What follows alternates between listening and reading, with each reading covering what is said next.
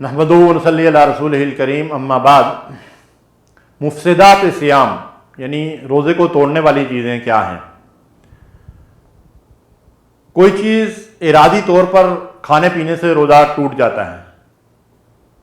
اور بغیر ارادے کے اگر بھول کر آدمی کچھ کھا پی لے، حتیٰ کہ اگر پیٹ بھر کر بھی کھانا کھا لے لیکن اسے یاد نہیں تھا تو اس کا روزہ نہیں ٹوٹتا۔ جنسی لذت حاصل کرنے سے، یعنی مرد اور عورت اگر اپنی خواہش کو پورا کریں، ہم بستری کر لیں، تو اس سے روزہ ٹوٹ جاتا ہے، اور یہ بہت بڑا گناہ ہے، اور اس وجہ سے اس کا کفارہ بھی ہے، اور اس کے ساتھ ساتھ اس روزے کی قضا بھی کرنی پڑے گی۔ اور کفارہ یہ ہے کہ یا تو ایک غلام آزاد کریں، یا مسلسل 60 دن کے روزے رکھیں، یا 60 مساکین کو کھانا کھلائیں۔ اور اسی طریقے سے اگر عمدن کوئی آدمی قے کرے، غیر ارادی طور پر قے ہو جائے، الٹی ہو جائے، تو اس سے روزہ نہیں ٹوٹتا، لیکن عمدن اگر کوئی قے کرے گا تو اس سے روزہ ٹوٹ جائے گا۔ اگر یہ جنسی لذت مباشرت کے علاوہ کسی بھی اور ذریعے سے حاصل کی جائے تو اس سے بھی روزہ، شہوت سے منی خارج ہوگی تو روزہ ٹوٹ جائے گا۔ البتہ اگر سوتے ہوئے آدمی دن کے وقت سویا ہوا ہے، آرام کر رہا ہے، اور اسے احتلام ہو جائے تو اس سے روزہ نہیں ٹوٹتا، اور اٹھ کر آدمی غسل کر لے، اس سے روزے کے اوپر کوئی فرق نہیں پڑتا ہے۔ جسم سے زیادہ مقدار میں خون نکلے، مثلاً اگر آدمی بہت زیادہ زخمی ہو گیا ہے اور زیادہ مقدار میں خون نکل گیا ہے، یا کسی نے خون عطیہ کیا ہے، تو اس صورت میں روزہ ٹوٹ جاتا ہے۔ غذا کا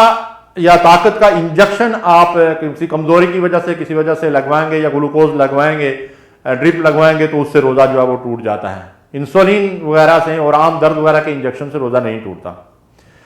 روزے کی اگر آپ نے نیت توڑ دی تو روزہ جو ہے وہ آپ کا ختم ہو جائے گا۔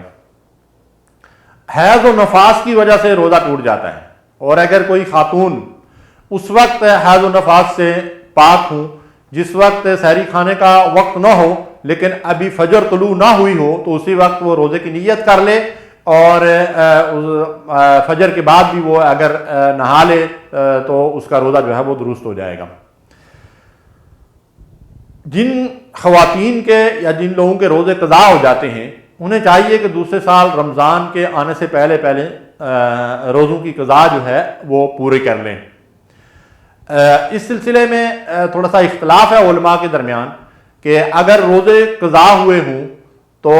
جن کے ذمہ قضا روزے ہوں، آیا وہ رمضان کے بعد شوال کے روزے رکھ سکتے ہیں یا نہیں رکھ سکتے؟ تو اس میں علماء کی دو آراء ہیں۔ کچھ علماء کا کہنا یہ ہے کہ پہلے رمضان کے روزے پورے کیے جائیں اور اس کے بعد شوال کے روزے رکھے جائیں،